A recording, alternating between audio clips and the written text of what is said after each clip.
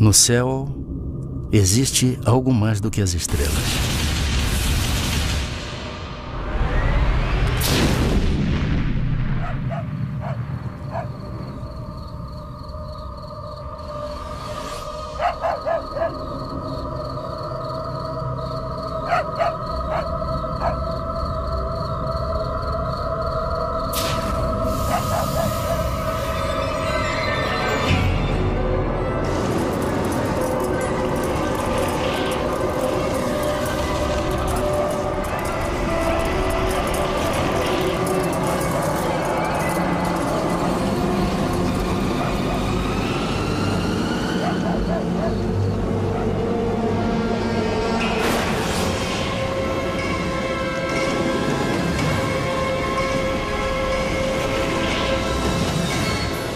Eles eram recebidos por um feixe de luz e que impedia que eles movimentassem qualquer parte do músculo, até para pedir socorro. E que, a partir daí, a dor se tornava insuportável e eles eram tomados de profunda fraqueza, como se eles estivessem sendo dopados. Outros moradores da região também veem a luz misteriosa e são atacados por ela. Pode correr uma vizinha. Eu, hein? Vou dormir aqui embaixo. Brisa lá em cima, só se de mosquito. Ó, amanheceu, a gente pega o rumo, hein? Precisa chegar cedo em Alcântara. E aí, Zé? Vai dormir no cafofo? Vou arrumar meu campo por aqui. Precisando de um bom descanso hoje. Esse dia é cansativo. Esse foi. Até amanhã, eu vou prender a âncora. Até amanhã. Vocês guardaram o peixe, gente? Eu guardei tudo, Guardado. chefe. Olha lá, hein? Você quer acordar, me chama. Tu é morrer, braço. Ai, eu tô quebrado.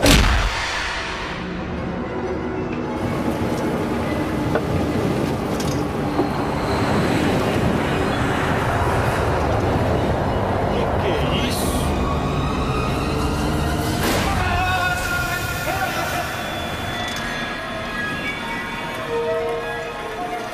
Um dos pescadores está morto.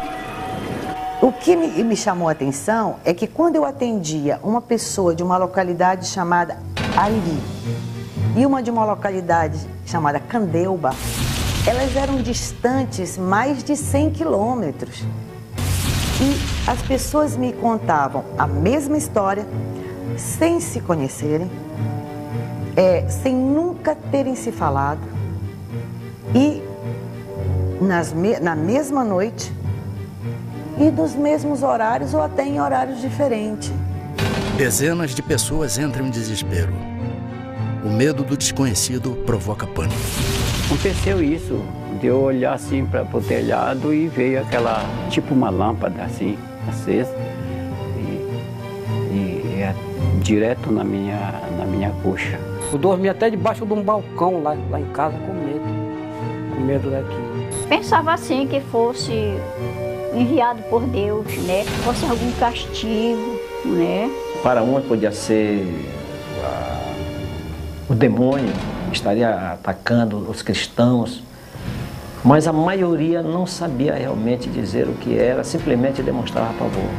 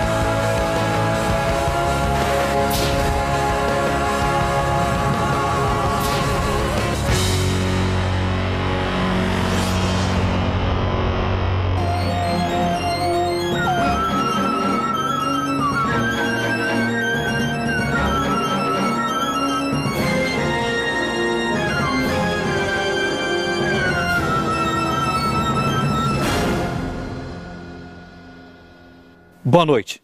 O Linha Direta Mistério continua a série de reportagens sobre fatos estranhos que desafiam especialistas e provocam medo. Hoje você vai conhecer uma impressionante história sobre discos voadores, numa região formada por 20 municípios, conhecida como Salgado, no litoral do Pará, no norte do Brasil. Tudo começou com uma luz no céu. Em seguida, uma série de ataques a pessoas. Depois, o pânico tomou conta de uma região inteira e a população se armou para combater os seres extraterrestres. Fatos reais ou um delírio coletivo? Na dúvida, militares da aeronáutica foram convocados para investigar a presença desses objetos voadores não identificados. Durante 4 meses, foi realizada a mais importante e sigilosa investigação feita até hoje no Brasil, a chamada Operação Prato. O nome Prato é o termo internacionalmente usado pelos ufólogos para designar disco voador. A Operação Prato foi, até onde se sabe, pelo menos até hoje, a única ocasião confirmada, documentada, em que uma equipe de militares das Forças Armadas de um país esteve envolvido diretamente num processo de aproximação, identificação e possível contato com seres não terrestres, não humanos, procedentes de outros pontos do universo. A Operação Prato é um dos casos mais fantásticos que tem na ufologia brasileira. O comandante da missão secreta era este homem, o coronel da aeronáutica, o Irangê Holanda Lima, que na época era capitão. Ele guardou um segredo durante mais de 20 anos. Mas em 1997, o coronel Holanda decidiu falar. Ele apareceu no programa Fantástico da Rede Globo e logo depois deu uma entrevista impressionante à revista UFO, onde contou detalhes da Operação Prato. Vamos à entrevista, coronel? Pai, o material que o senhor pediu está tudo aqui. Essa é minha filha Daniela. Tudo bom? Como vai? Minha enteada Ana Paula. Tudo bom? Eles são Marco e Ademar, que são ufólogos. Só por curiosidade, coronel, por que o senhor resolveu falar só depois de tanto tempo? Se eu não contar o que eu vi, amanhã eu posso estar morto e a história morre comigo. O envolvimento com a Operação Prato, ela começou com a informação dada pelo prefeito da região onde estavam ocorrendo essas coisas. Mesmo antes da aeronáutica chegar ao local, nós já ficamos sabendo que a população estava assustada.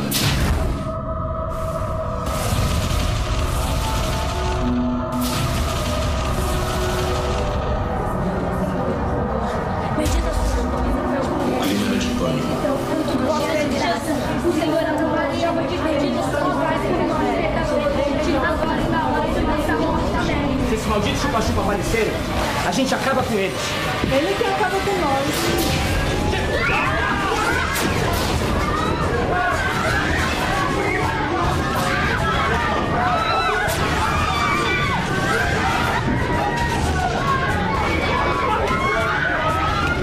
Qualquer buraquinho que tivesse, aquela luz passava e atingia a pessoa. E a arma nossa aqui, já sabe que é pau, pedra, uma espingardadinha carregada pela boca.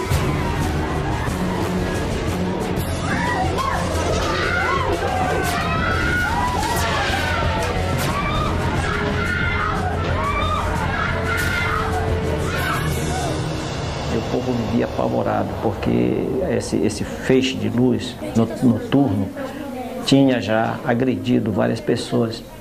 A comunidade toda se amontoava em 3 casas apenas. Ficavam rezando, às vezes cantavam algumas canções religiosas.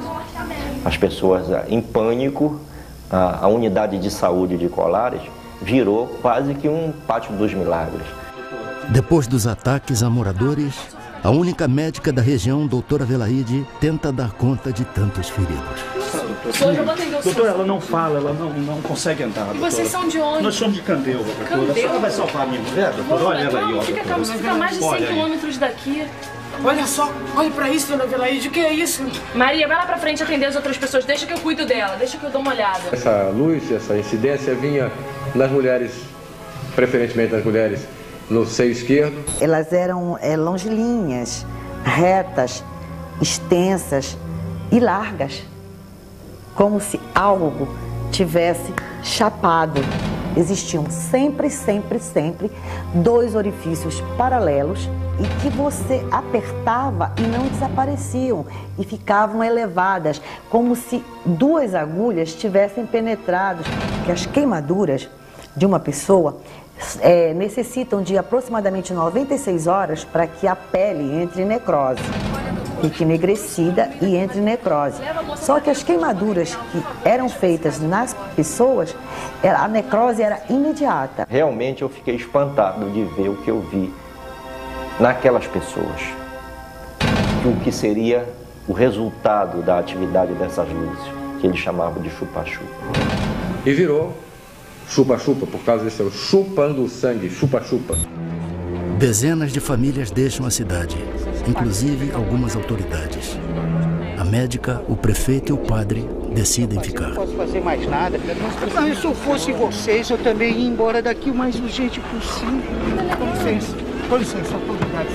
E a população de Colares foi tomada por uma crise, talvez assim, de pânico. E a cidade entrou num processo de esvaziamento. O medo era de chegar a um ponto de nós não termos mais medicamentos, alimentos a gente já não tinha, porque ela estava caminhando para um verdadeiro caos. E o que foi feito, coronel? Bom, a primeira providência foi mandar um grupo da aeronáutica ao local, tá? Para restaurar a ordem. E o senhor estava entre eles? Não. Nessa primeira fase eu estava em outra operação.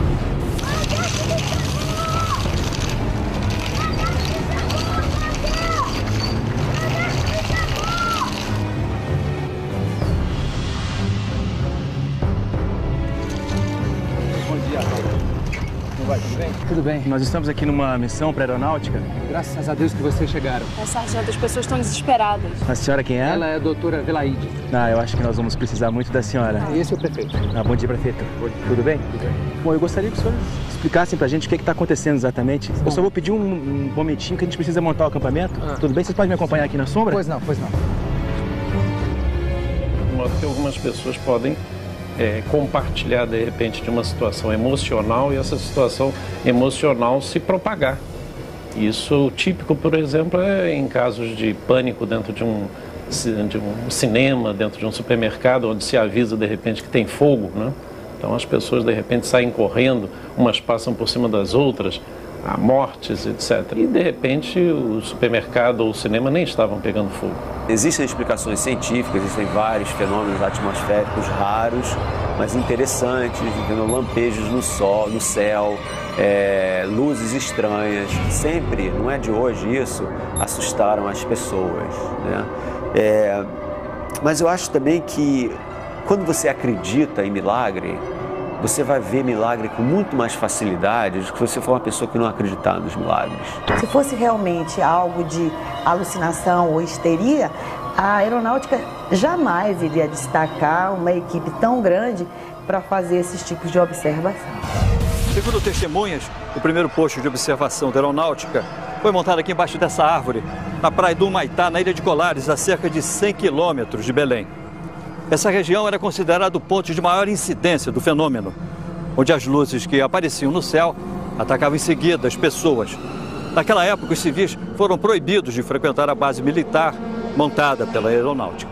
Eles instalaram metralhadoras, metralhadoras antiaéreas, de fogo antiaéreo. Durante semanas, os militares acompanham o aparecimento dos objetos luminosos. Sargento, vem, sargento, rápido! Vem. Olha lá!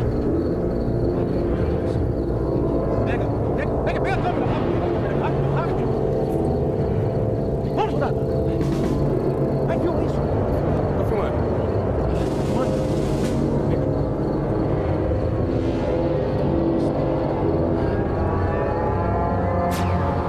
Tem 20 anos que eu converso com pessoas que dizem que têm contatos com seres, né, que se dizem extraterrestres, né? E a maioria dessas pessoas tem uma reputação que você não pode ir contra. Em algum desses sistemas, deve haver um planeta com as condições que propiciaram a vida na Terra. Então, isso eu acredito. Agora, o contato é muito difícil, dada as distâncias gigantescas. Você pode ir para um outro planeta, vamos dizer, a 50 anos-luz de distância daqui, né, e tem lá umas bactérias, uns protozoários, né, uns vírus de alguma forma que não tem nada a ver com vida inteligente, né? Só o fato de você ter vida não significa que você venha a ter vida inteligente. Então como é que o senhor se envolveu com a Operação Prato? Não se chamava Operação Prato. Esse nome fui eu que dei depois. Vamos combinar que se a missão era secreta, Operação Disco Voador ia ser óbvio demais, né? Então o senhor foi para a Amazônia e... Naquela época eu ainda era capitão. Eu chefiava o Paraçado, um serviço de resgate na selva. Eu tinha acabado de terminar um curso em Brasília e o comandante do 1º Comar mandou me chamar. Segundo testemunhas, o relatório enviado pelos militares sobre o fenômeno das luzes impressiona o comando da aeronáutica. Capitão Holanda, o senhor acredita em discos voadores? Eu acredito no que eu posso ver, coronel. Objetos não identificados foram vistos nesta região. A maioria dos objetos apareceu aqui, ó, perto da ilha de Colares. É um povoado com muita fé, mas sem nenhuma instrução. A maioria são pescadores e lavradores. E como é que eles estão reagindo? A nossa equipe enviou esse relatório. Leia, por favor. E um analista psicológico que fazia parte da própria operação, ele chegou a redigir um relatório assinando embaixo o seguinte, que se aquele fenômeno não cessasse, ou se alguma coisa não fosse feita para preparar aquela população para conviver com aquele tipo de situação, ele temia que os mais fracos de espírito, essas são as palavras do próprio relatório, passassem a buscar a autoaniquilação, ou seja, um processo de suicídio em massa. É impressionante, coronel. Parece até filme de ficção científica daqueles que... Mas não é. Capitão Holanda, eu quero que o senhor assuma o comando desta missão. Entendido? Dispensável. Sim, senhor. Jura de Holanda era um cara bastante destemido, por isso até que ele foi escolhido. Ele tinha a noção muito clara de que objetos voadores não identificados existiam. Ele acreditava em vida em outros planetas e acreditava que os discos voadores realmente eram um fato legítimo. Mas ele não acreditava que os fenômenos que estavam acontecendo naquela região tivessem qualquer coisa a ver com discos voadores. O capitão Holanda chega à cidade. É a maioria aqui da região, capitão, e de algumas cidades próximas daqui. E as lesões são todas idênticas? É sempre assim, queimaduras, na vertical, com 2 orifícios paralelos. Doutor, esses ferimentos devem ter sido causados por algum tipo de inseto. No início eu também achei que fosse, capitão. Mas agora são tantas as pessoas com as mesmas características que eu não sei mais. Doutora, a senhora acredita em chupa-chupa?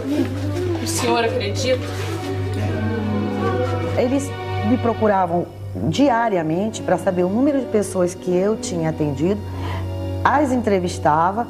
Dizia que não era para se apavorar, que aquilo, né, devia ter vindo do céu, ou um planeta, uma coisa, aí ia confortando as pessoas, né. A senhora pode me contar como isso aconteceu? Foi um chupa-chupa, doutor. Eu quase morri. Estava numa procissão. Era uma romaria.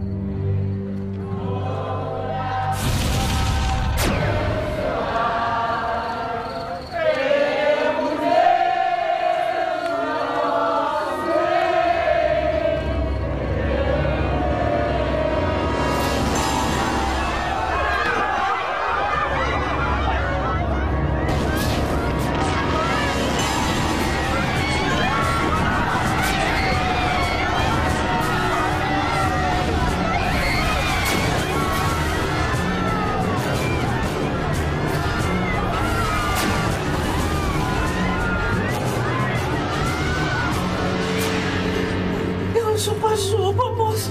Doutor, me salva, me salva.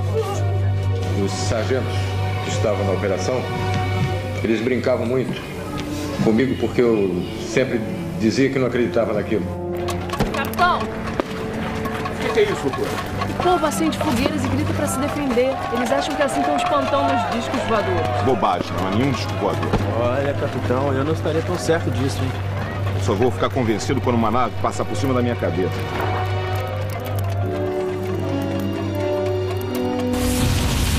A equipe de observação comandada pelo capitão Holanda era formada por mais de 60 pessoas, entre militares do serviço secreto, médicos e até psicólogos, que vieram à cidade com o objetivo de acalmar a população. Nesse local, a chamada Praia do Machadinho, o capitão Holanda viveu uma experiência que o marcaria pelo resto da vida. Não adianta, essas luzes não me convencem, isso não passa de um fenômeno atmosférico. Mas, capitão, o senhor fotografou as luzes? Exatamente, fotografei luzes, nada mais do que luzes. Não adianta, o capitão só vai acreditar quando uma nave dessas passar em cima da sua cabeça, né?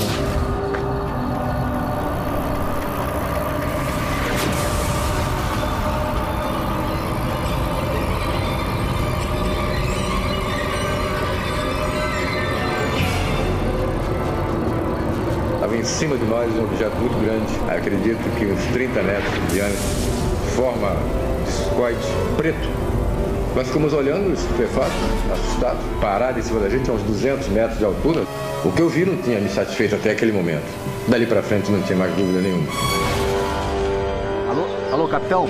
Sim, sargento. Eu tô aqui com um vigia daquela olaria que fica ali perto do rio, e ele tá me contando uma história que eu acho importante o senhor ouvir.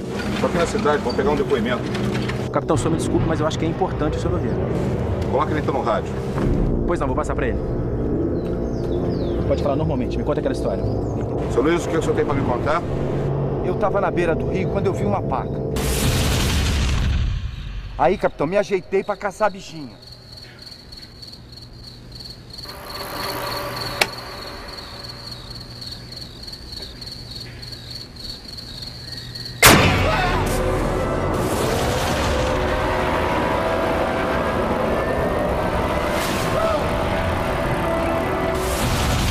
O senhor pode levar até o local onde o senhor viu essas luzes? Quê? E lá outra vez, capitão? Nós tivemos oportunidade de chegar a uma pessoa que tinha tido um avistamento impressionante. Os agentes entraram para tomar um café e comer uma bolacha, alguma coisa lá, antes de entrar no barco para a gente ir para a missão. E eu, como chefe da missão, não podia me dar essas mordomias. Eu fiquei olhando fora, vendo o ambiente.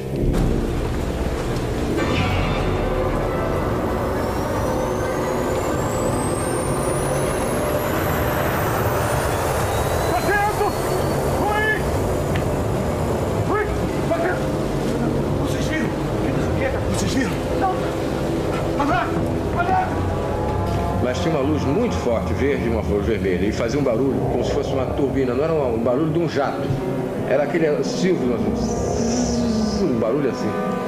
E ele mergulhou em cima de onde nós estávamos, na casa onde nós estávamos. Nenhum piloto faria uma coisa dessa, porque isso é morte certa. O capitão Holanda vai ao lugar onde o vigia teria visto o fenômeno e fica decepcionado. Foi neste local que o senhor avistou as luzes? Estou dizendo para o senhor, seu capitão, as luzes, aquela coisa surgiu de trás daquela itaca. De repente veio aquele clarão em cima de mim. Eu vim correndo, porque eu me assustei e a luz passou em cima aqui de mim, uma luz vermelha. Nós já estamos há mais de 3 horas aqui, nada acontece. Sargento, vamos embora. Seu Luiz, muito obrigado, vamos mudar.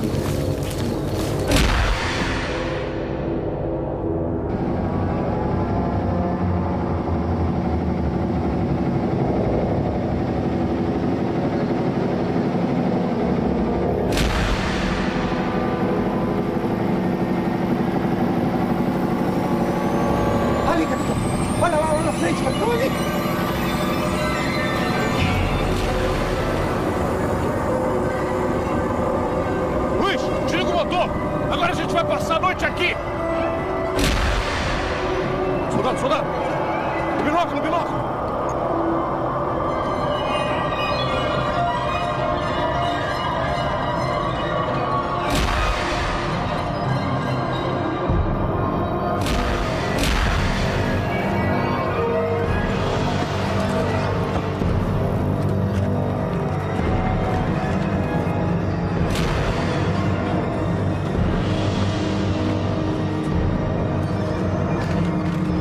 Tivemos a oportunidade de filmar um objeto pairando e dela saindo umas luzes pequenas que nós chamávamos de desova. Mas voavam numa velocidade, entravam na mata, tiravam o rasante, coisas fantásticas.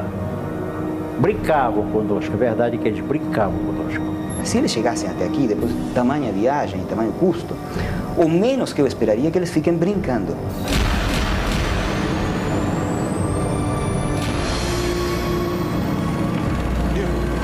Desliga.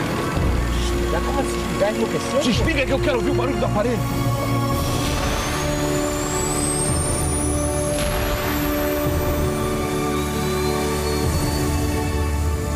E ficou na nossa frente uma coisa assustadora, um objeto muito grande.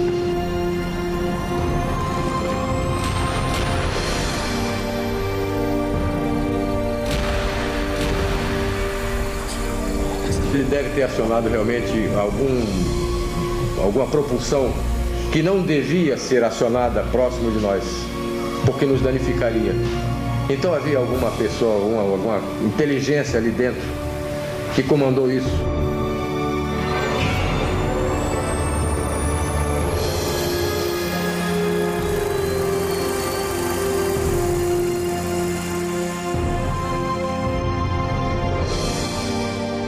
Ele disparou com uma velocidade incrível para o firmamento e sumiu no meio das estrelas. Existem centenas de bilhões de outras galáxias, então eu sempre brinco que existe mais estrela no universo do que grão de areia na praia de Copacabana, sabe? Então você pega um punhado de grãos de areia e você fala, isso tudo aqui é estrela espalhada pelo universo, né? Só que até o momento não existe absolutamente nenhuma prova concreta de que nós fomos visitados por uma outra civilização inteligente.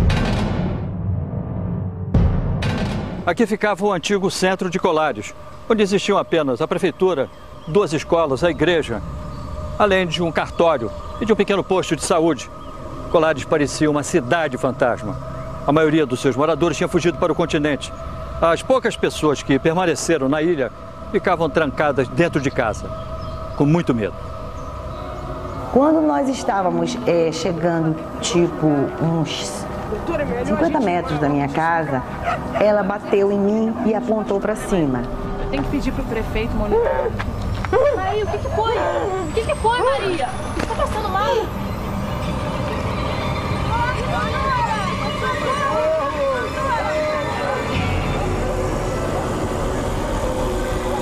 Eu vi um objeto, mas tão próximo, tão bonito.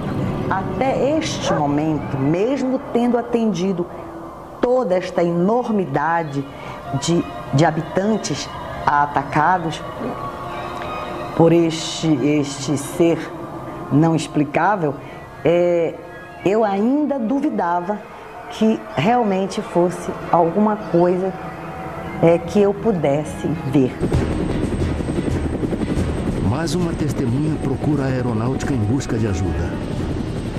O morador Antônio Ferreira convence os militares a ir até o local onde teria avistado um disco voador.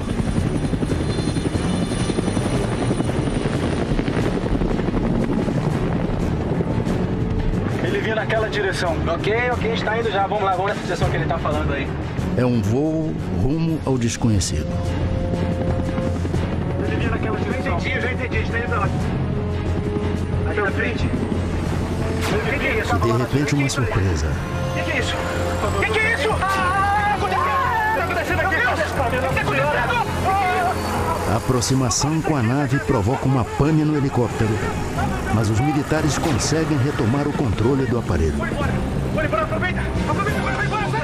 E na hora o piloto explicou por que o helicóptero começou a descer? Ele explicou devido à nave que paralisou. A jet toda parou, só funcionou a hélice de cima. Nós viemos baixando. Quando ele viu que nós viemos se aproximando do chão, ele rodou e acionou nossa alavanca e funcionou. Segundo os ufólogos, num relatório para a aeronáutica, o capitão Holanda se rende às evidências. Ele chega a desenhar as formas de vários objetos voadores não identificados e garante que eles sobrevoam os céus do norte do Brasil. Em torno de 9 formas. 9 ou mais, pouco mais. Está tudo escrito, tudo desenhado, tudo fotografado no relatório. Fotografia, mais de 500. E filmes foram feitos 4. Um era da Força Aérea, da FAB. Não é um material cunhado por um ufólogo civil, alguém que seja um entusiasta disso. Não, isso foi cunhado, isso foi registrado à moda militar, com todo o rigor necessário.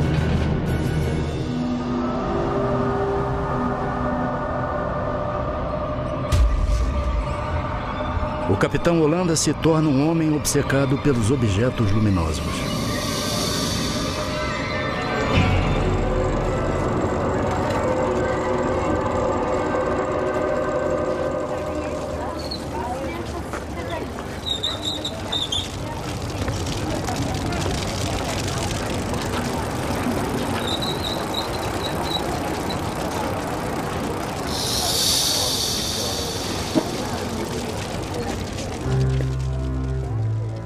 É difícil uma pessoa passar por tudo que ele passou sem ter se modificado interiormente profundamente. Segundo o comandante Ubiratã Pinon, amigo do capitão Holanda, a aeronáutica o chamou para o fim da operação. Eu creio que nós deveríamos... Boa tarde, senhores. Boa tarde, capitão. Os senhores leram o meu último relatório? Lemos, capitão. Incrível, não? A nave pousou quase em cima da embarcação. Capitão, a Operação Prato acabou. Acabou? Acabou? Mas nós fizemos descobertas extraordinárias, brigadeiro. A aeronáutica não está mais interessada nesta operação. Tragam seus homens de volta. Nós já temos outra função para o senhor. Mas nós estamos prestes a fazer contato com os extraterrestres. A Operação Prato está oficialmente suspensa, capitão. Ouviu bem? Sim, senhor. Com licença. E o que é que a aeronáutica vai fazer com todas essas informações? Capitão, nada o impede de continuar investigando sozinho. É exatamente isso que eu vou fazer agora. Com licença. A FAC parou com 4 meses e a operação ela mandou parar. Aí nós continuamos. Eu continuei. Segundo testemunhas, em março de 1978, os fenômenos pararam de assombrar o litoral paraense.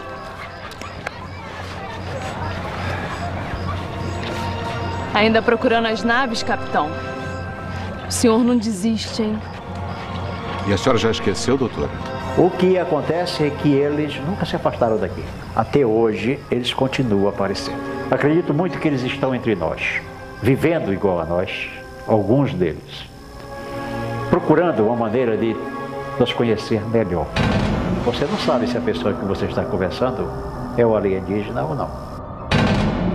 Segundo revelou a amigos, o capitão Holanda, mesmo depois do fim da Operação Prato, continua a fazer novos contatos.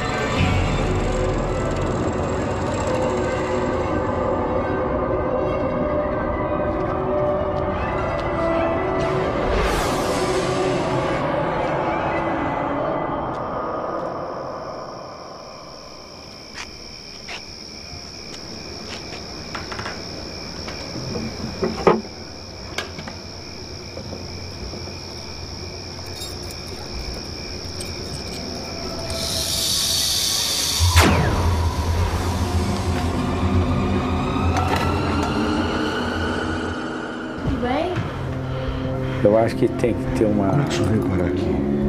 A presença de um extraterrestre, a gente vê um ET e a gente poder trazê-lo aqui para entrevistá-lo. Aí a gente vai acreditar realmente. Mas isso não quer dizer que a vida extraterrestre não seja possível. É possível. Hoje, nas noites de Colares, só vemos estrelas. As poucas pessoas que na época foram vítimas do fenômeno, que ainda moram por aqui, dizem que as marcas de queimadura sumiram com o tempo.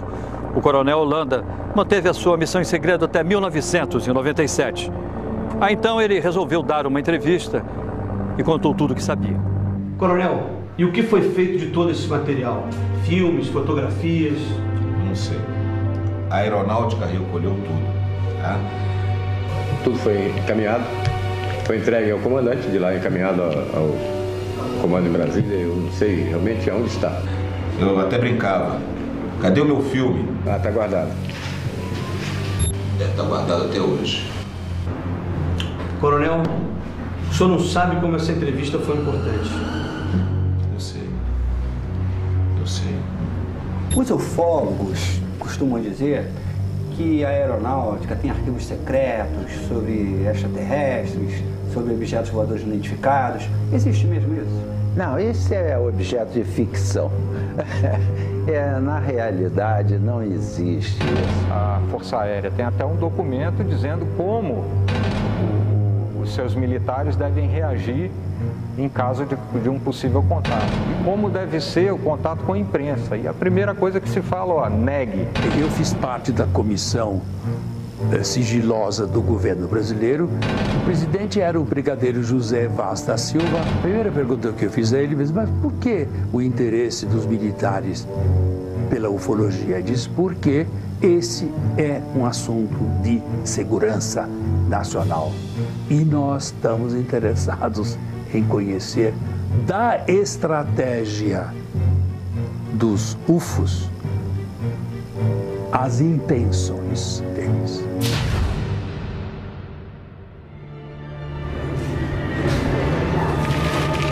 Pai, vem ver o filme com a gente. Pai, você tá bem?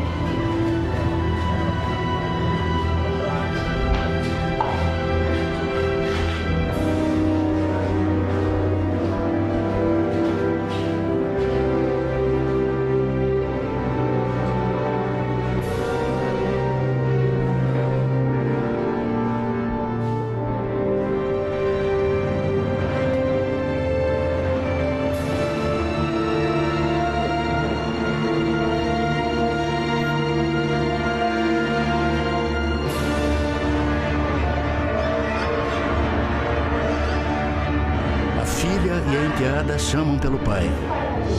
Ele se enforcou com o cordão do roupão dele. Ele amarrou numa parte alta da cabeceira da cama. Ele vinha sofrendo um processo depressivo que periodicamente se estabelecia de maneira mais acentuada há muitos anos. Pode todo mundo dizer que o Holanda praticou um suicídio. Eu não vou acreditar em suicídio de jeito nenhum. E acredito que por um motivo qualquer, acontece algo com as pessoas que vão além dos seus conhecimentos ou falam algo de que não estão autorizados a falar. O renascimento dessa questão veio mais ou menos no final do século XIX com um astrônomo americano chamado Percival Lowell, que tinha um certo fascínio com Marte. E na época, 1870, 80, o telescópio mostrava Marte como se tivessem umas linhas que ele interpretou como sendo canais construídos por uma civilização inteligente marciana que estava morrendo de sede, uma espécie de canal de irrigação, né?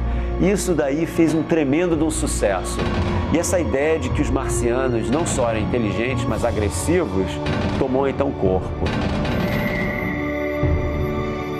A Operação Prato se tornou um evento estudado pela ufologia internacional. Holanda chegou a ser procurado por ufólogos de vários países, entre eles o americano Bob Pratt, um dos maiores especialistas do mundo em OVNIs e que já esteve no Brasil 13 vezes para fazer pesquisas.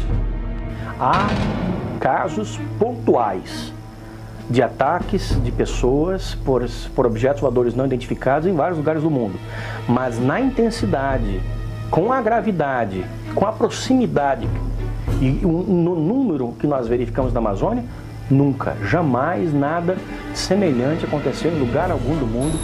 Em vários cantos do planeta, as pessoas continuam a se surpreender com objetos voadores não identificados.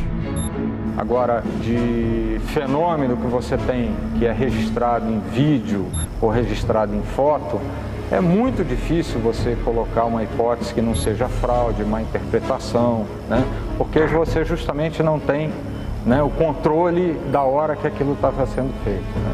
Então esse é um problema. Você não tem nada que você chegue e fale, não, esse aí é incontestável, isso não existe. Por que eles vieram à Terra sugar sangue de brasileiro e não de africano? Não sei. A ufologia é um pacote de perguntas e isso é que deve ser levado a conhecimento das novas gerações, porque nós temos excelentes jovens superdotados. Nós adoraríamos ter contato com uma civilização extraterrestre, porque nós somos justamente as pessoas que gostam do mistério, de explorar o desconhecido. Então, quando vem essa grande surpresa, né, das descobertas, para nós é o máximo, né? Mas a gente também tem que tomar cuidado, né? Porque a gente não pode se iludir com provas falsas. Todo mundo ficava com medo desse chupa-chupa. Isso não é lenda não, seu Moceiro? Não, porque lenda é mentira, né? Não, mas isso não é mentira não, isso é verdade. Foi verdade mesmo. Mira, Min, vai para as antenas. Vai para as antenas. Em maio deste ano, pela primeira vez, a Aeronáutica aceita receber ufólogos em sua sede em Brasília. O objetivo da visita é pedir a abertura dos arquivos sobre discos voadores. O comando da Aeronáutica não quis gravar entrevista sobre a Operação Prato, mas aceitou responder a perguntas por escrito. O Linha Direta encaminhou 30 perguntas. Em resposta, o Centro de Comunicação Social da Aeronáutica limitou-se a enviar uma nota ao programa. Segundo a Aeronáutica, a visita do grupo de ufólogos foi realizada para mostrar a eles o trabalho da Força Aérea Brasileira na área de defesa e controle do espaço aéreo nacional. Sobre a Operação Prato, continua a Aeronáutica. Pode-se imaginar que a Aeronáutica realiza investigações científicas a respeito de todo tipo de fenômeno aéreo. Na verdade, o comando da Aeronáutica não dispõe de uma estrutura especializada para empreender tal atividade. Com relação à Operação Prato, o comando da Aeronáutica possui apenas registros baseados em dados que teriam sido repassados por um dos participantes dessa atividade.